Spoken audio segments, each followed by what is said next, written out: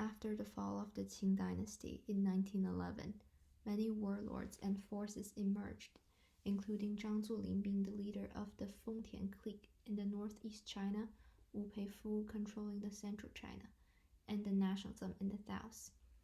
They fought against each other trying to win China, so during this period, there were many conflicts among the different powers. In 1912, Sun Yat-sen founded the Republic of China in the southern part of China, and it became the official government of China. Later, he handed the presidency to Chiang Kai-shek. As the time went by, the civil war in China was mainly between the communism and the nationalism that started in 1927. Both parties were trying to win control of China. I'll divide the civil war into 3 phases. The first phase being the start of the civil war, the second phase being the 2 parties working together to fight against the Japanese invaders, and the third phase being the civil war resumed. In the beginning, the nationalism led by Chiang Kai-shek as the formal government of China has more and better equipped soldiers compared to the communist troops. Between 1930 to 1934, the conflicts between the communists and the nationalists kept going. Chiang Kai-shek led 5 encirclement campaigns against the communists. In the first 4 campaigns, the communists, by using guerrilla warfare, successfully resisted the nationalists. However, in the 5th campaign, with Chiang Kai-shek sending 700,000 soldiers and building fortifications around the communists got encircled for 2 months before they could manage to break out the encirclement from a weaker area with many casualties.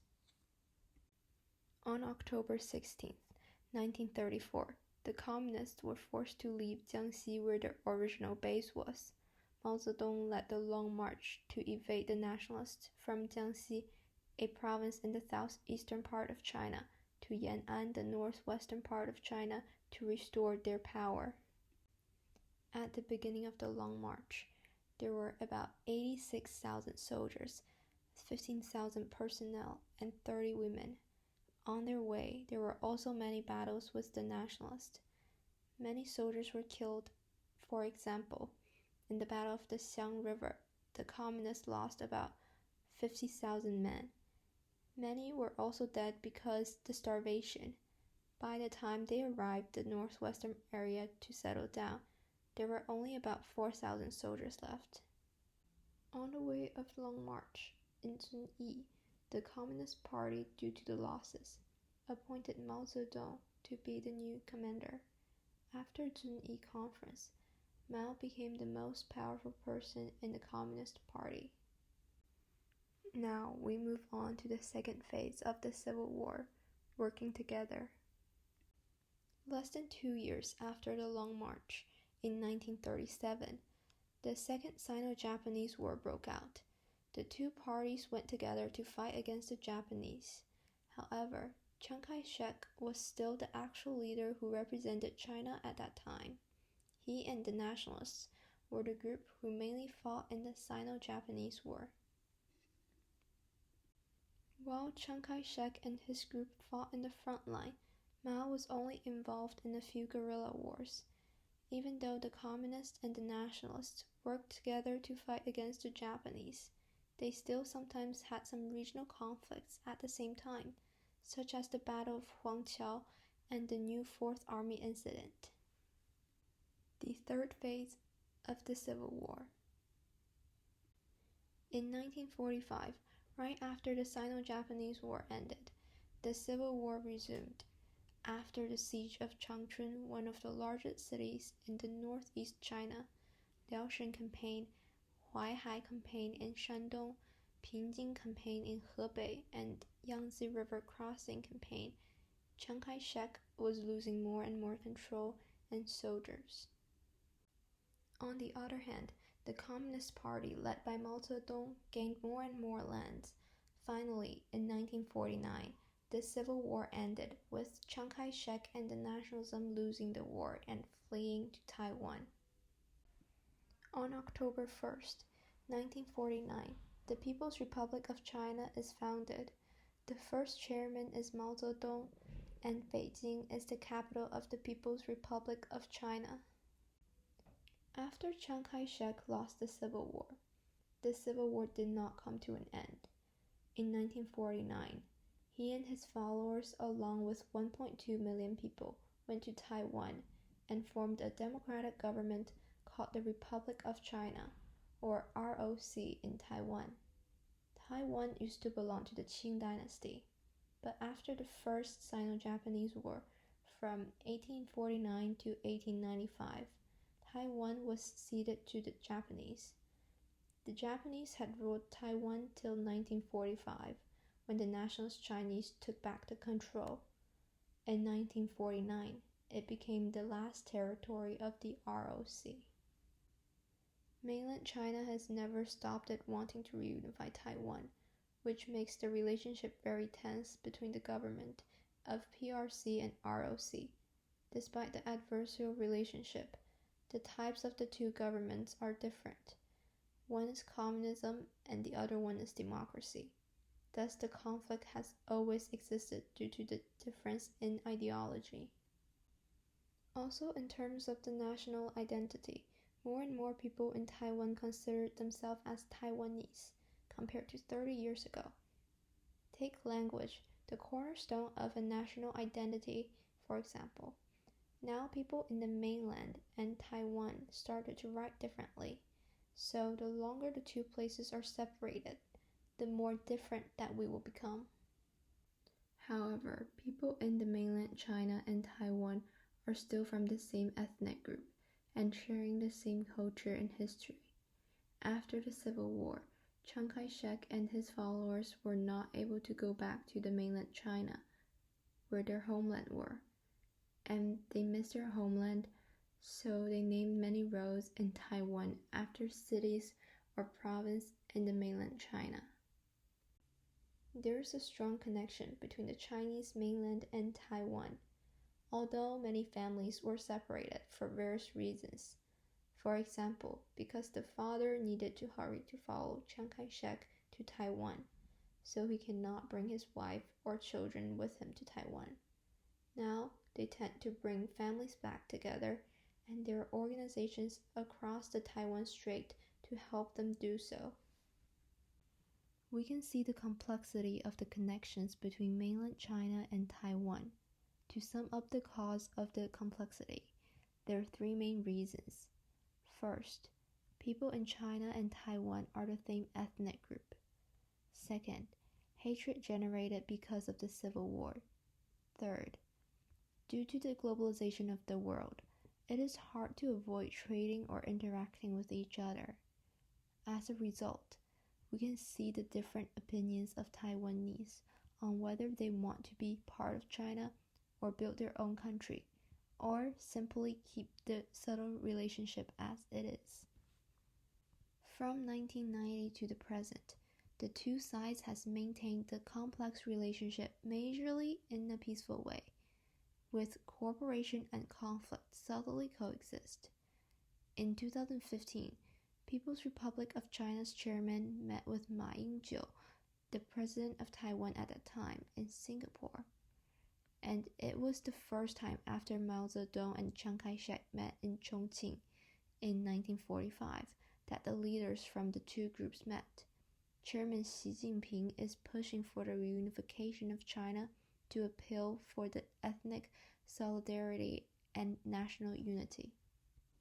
In a recent show from China, it invites singers from both Chinese mainland and Taiwan to sing songs together, creating opportunities for cultural interactions between Taiwan and mainland. And the show is just one of the many ways the two sides cooperate.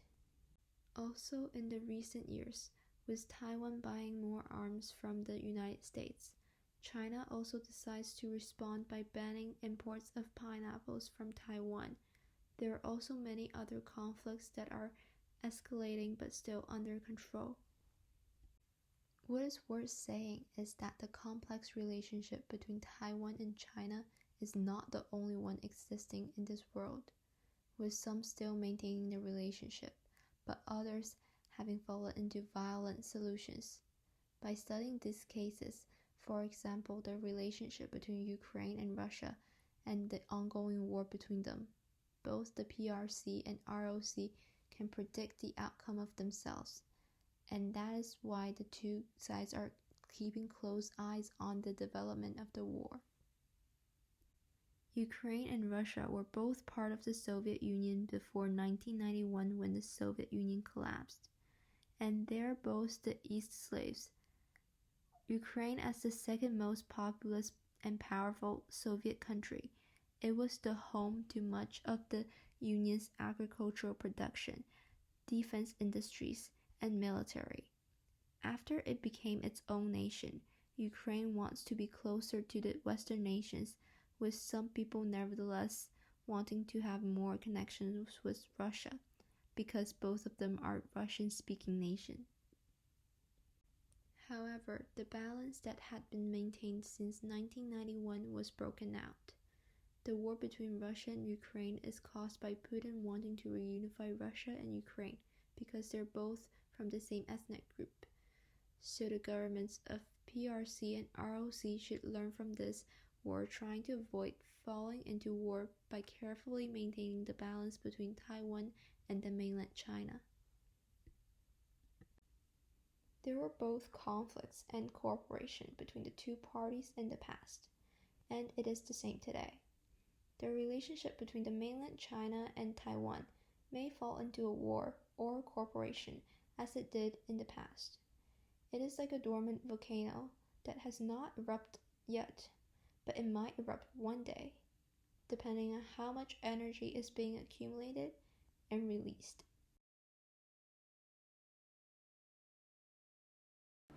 Also, in August of 1945, after the surrender of Japan, both North Korea and South Korea are divided amongst victors, the Soviet Union in the north and the UN in the south, separated only by the 38th parallel.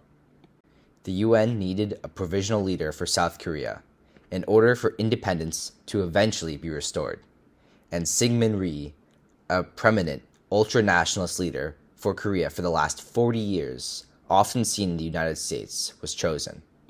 Reluctantly, Joseph Stalin was forced to follow in the footsteps of the UN, and they elected Kim Il-sung, a former member of the Chinese Communist Party and a very large advocate for Marxism. Both leaders were convinced that they were the sole leader of the Korean Peninsula, and the other was only part of a rebellion faction. North Korea had always wanted to invade South Korea, but it first needed the support of the Soviet Union. The Soviet Union had held back its will to spread communism, with the looming threat of the United States' power. However, by the 1950s, the Soviet Union had produced their own atomic bomb and had cracked the US's code, finding out that the US did not value the Korean Peninsula. Also, not only had the US withdrawn its troops from the Korean Peninsula, but also the Chinese Civil War had brought a unanimous leader of Mao Zedong. There was not a better time to invade South Korea.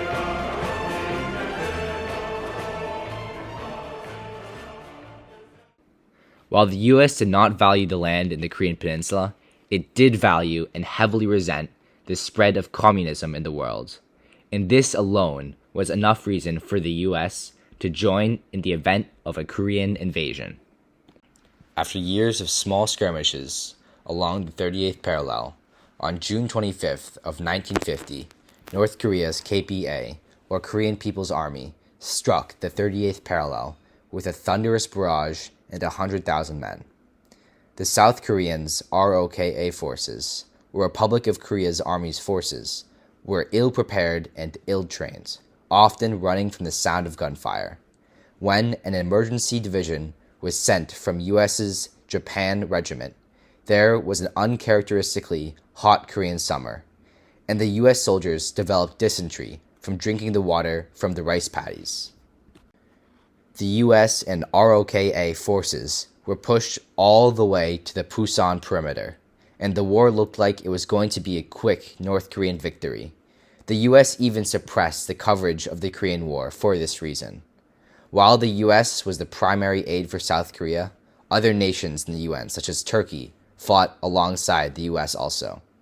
Some US officials considered the use of nuclear weapons, but that only ensured a World War III against China and the Soviet Union, who now also had nuclear weapons. General Douglas MacArthur, a World War II veteran and commander of the Asia Theater of War for the US, planned a counterattack on Incheon near Seoul, South Korea's capital. While the soldiers could land only 6 hours of the day due to the tide and the pass to the beach was very narrow, Douglas MacArthur knew that most North Korean forces were on the offense at the Pusan perimeter. 7 days later, U.S. forces marched through Seoul. Down the scrambled eggs as quick as you can, just like D-Day.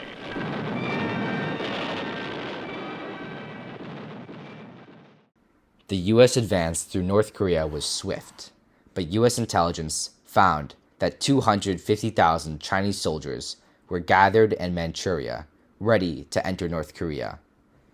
Disregarding this, General Douglas MacArthur pushed to the Yalu River, only to be battered back by Chinese forces all the way back to the 38th parallel. In the air, it was a different story. There were MiG-15s flown by Russian pilots, acting as Chinese and KPA pilots. But once the US F-86 were deployed, the US regained air superiority. Replicating bomb conventions in Japan, the US firebombed cities, towns, and military supplies, or, for any matter, any standing structure in North Korea they could find. When the Chinese forces pushed the US and South Korean forces all the way back to the 38th parallel, at this point in the war, a relative stalemate was reached, as more and more soldiers kept on dying, yet little ground on either side was made. Peace talks for a Korean armistice began.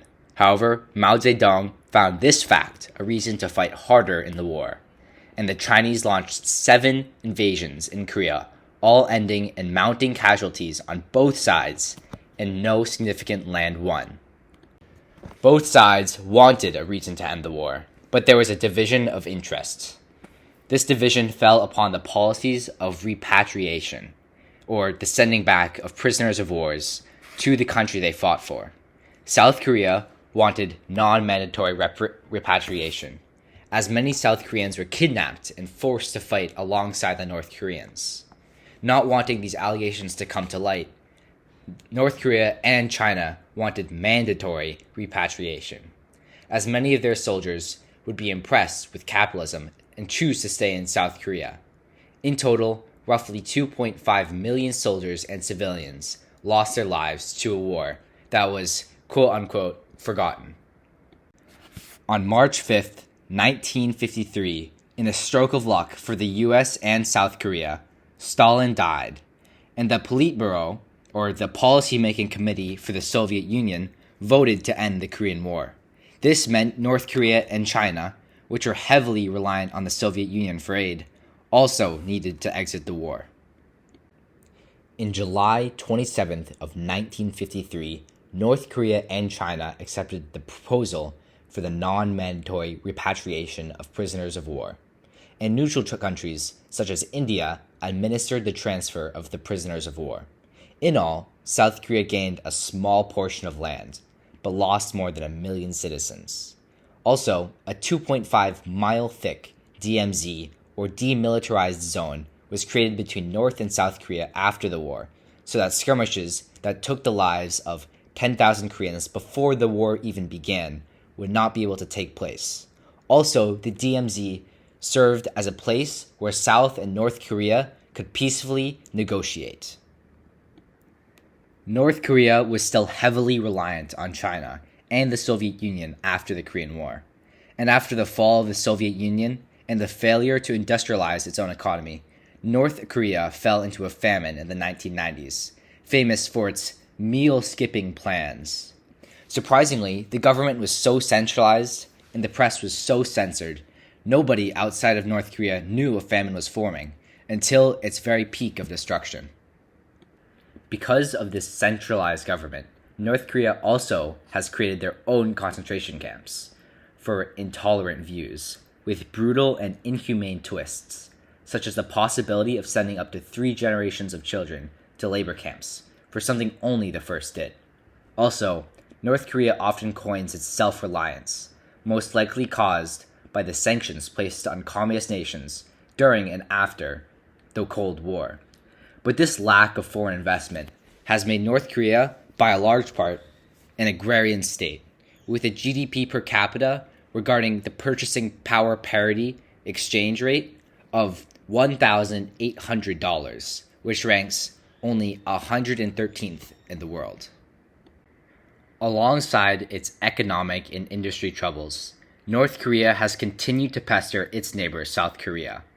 North Korea has housed many terrorist attacks in South Korea, including the bombing of the Inter-Korea Legion Office, a symbol of their long-lasting peace. On the flip side, South Korea has revolutionized their economy, from primarily being an agrarian-based economy to be a highly particular and export-driven one. South Korea is responsible for 20% of all semiconductor production, and houses the tech giants such as Samsung and LG Electronics. South Korea has a GDP per capita of $53,574 regarding the purchasing power parity exchange rate, which ranks 28th in the world. This economic success is heavily attributed due to its allegiance with the United States due to the Korean War, and also its ambitious foreign trade policy. After the Korean War, Korea continued its authoritative government. There was censorship in universities and the media. Also, political opposition was put down almost instantaneously, seen in the rigging of elections and manipulation of legislature. By the 1980s, there was political unrest, and this culminated in the Gwangju Uprising, which was named an armed riot by the South Korean government. However, the reality was that hundreds of university students were being brutally beaten and killed. Combined with disapproval from the US, South Korea was pressured to form a new way of government. 지금까지 피해를 받았던 모든 부분에 대해서는 주한미군. Today, South Korea has a democratic government molded after the US, with its own constitution and division of power amongst the legislature, judiciary, and executive branches. Although North Korea bombed the Inter-Korean Legion Office, peace has largely been held between both nations. And in 1991, both nations joined the UN as equals. This was the first time when each government recognized the other as a legitimate governing body. North Korea has caused much turmoil with its creation and testing of its intercontinental ballistic missiles and nuclear weapons, specifically in South Korea and Japan. However, North Korea only does this to create the illusion of safety and strong global standing for its citizens, in the face of strong economic disappointment. The Korean War, in fact, facilitated the current peace between North and South Korea, instead of creating turmoil. Back in the Korean War, why did China so fiercely defend North Korea? The short answer is pride. And this strong nationalism was due to the impending Cultural Revolution.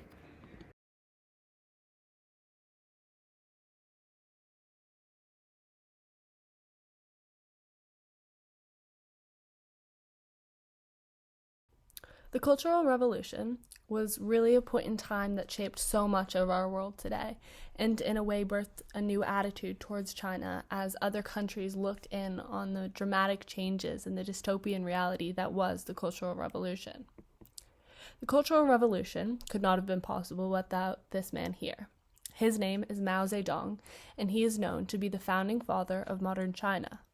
He is credited with bringing China up from an impoverished nation to a world power. He was treated like a god and was given the power to entirely reshape Chinese society. So, how did it all start for Mao? Well, he grew up in Chaoshan, China. He was born into a peasant family. Mao grew up in a time called the Century of Humiliation. At this time, European powers and Japan invaded and exploited China, leading to much violence and depression in the nation. These countries were simply just taking large amounts of land from China and demanding huge reparations. All this chaos led the Qing dynasty to fall after nearly 300 years of rule. Now it is essentially this upbringing of instability and fear that molded Mao into the person he was and explains many of his harsh tactics later on. After the dynasty fell, a monarchy was established but soon overthrown in a revolution, and eventually the Republic of China would be formed. However, Mao was quite discontent with the state of the Republic. As someone who had grown to become very political and radicalized, he was upset that warlords had taken over the country in the new republic. This time period was called the Warlord Era, in which control of the country was divided among former military cliques. Despite taking an interest in politics, Mao also greatly valued education and trained to become a teacher, ironic in that his Cultural Revolution would later primarily prosecute teachers. He was lucky enough to receive an education because of his father's relative success in farming. Instead of taking up farming as his father wanted, however, he looked to pursue education and traveled to Beijing, where he worked in the library of a university. It was at this library that he discovered Marxist literature and became infatuated with communism, as he saw it as the clear solution to any political troubles. In 1921, he was a founding member of the CCP, or the Chinese Communist Party. He took up the important role of organizing strikes and building the support base of the party. He primarily focused on gaining the support of the peasants, since they were the largest class of people in China. However, the CCP faced much trouble, as they would soon endure the civil war previously discussed. The CCP had allied with the Nationalist Party, also known as the Kuomintang.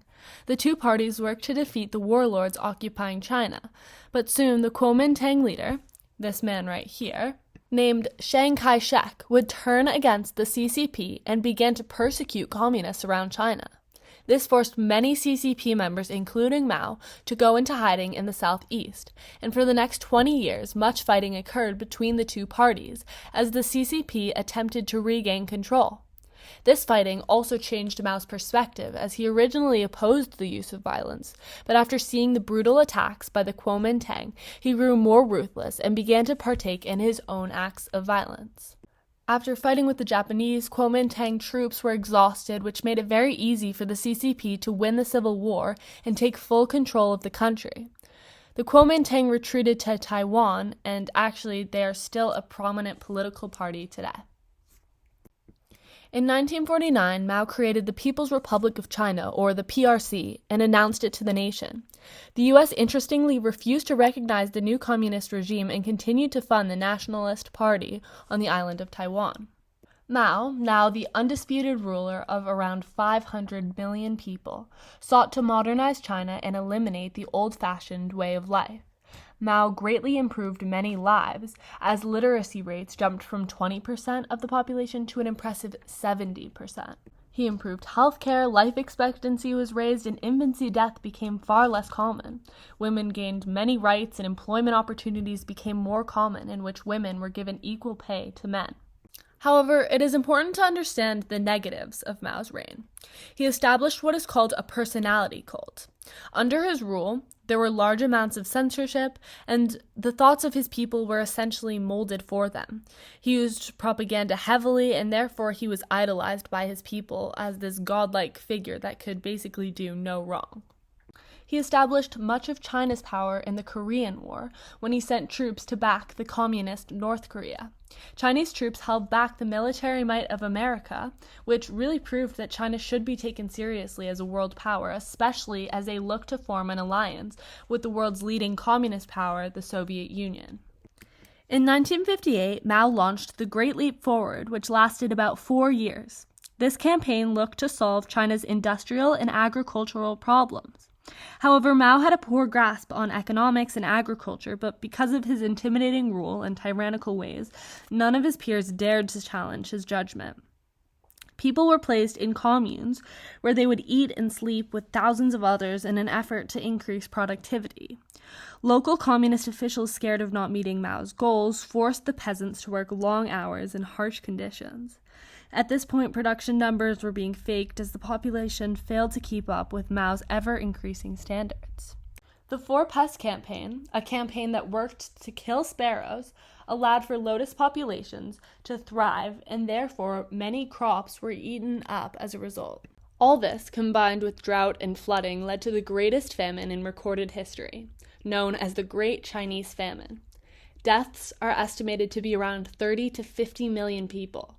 What made things worse is that Mao refused to do anything about this famine, as his main goal was to industrialize. He actually ended up banning the word starvation.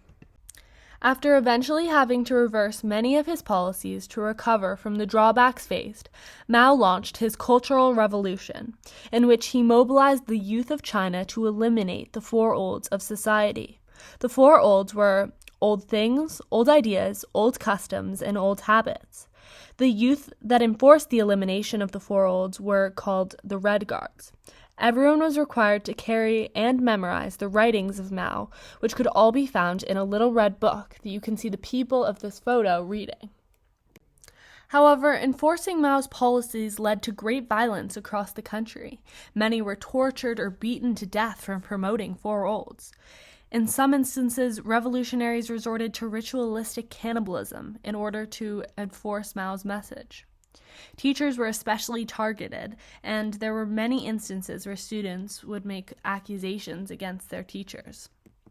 Public humiliation was a common form of punishment in which accused people would have their heads shaved or ink poured on their faces while being hit with sticks and belts. Absolute destruction was everywhere. Historical sites became targets, temples were looted, artwork was destroyed, graves were vandalized, books were burned, and statues were torn down. Problems among the Red Guards and revolutionaries would occur as they all began to turn against each other. This forced Mao to reorganize the state of China, and he sent many Red Guards off to the countryside. This helped with the violence, but the Cultural Revolution lasted nearly 10 years longer, until Mao's death in 1976, that occurred after he endured a series of heart attacks after years of health problems. That really leads us to the effects Mao's reign had on China today and how its communist values are seen by other countries, especially the US. After his death, a man named Deng Xiaoping reintroduced capitalism into China's economy, allowing them to have one of the largest economies in the world. This is exactly what Mao wanted, to create an economic superpower. It was just not the way he wanted, which was through capitalism. China still maintains a communist government with its current leader, Xi Jinping. Xi Jinping was expected to change China's values to become more like our own in the United States, but he's actually done the opposite, and many connect his actions with the actions of Mao as he tightens his control on China. Mao can still be seen on Chinese currency and is still widely remembered and honored as bronze statues of him decorate the nation. In fact, the CCP has never actually acknowledged or apologized for Mao's crimes, and as Xi Jinping is the current leader of the CCP, many claim this as reason enough to fear Xi's rule, as he leads a party that cannot recognize Mao's actions were destructive and wrong.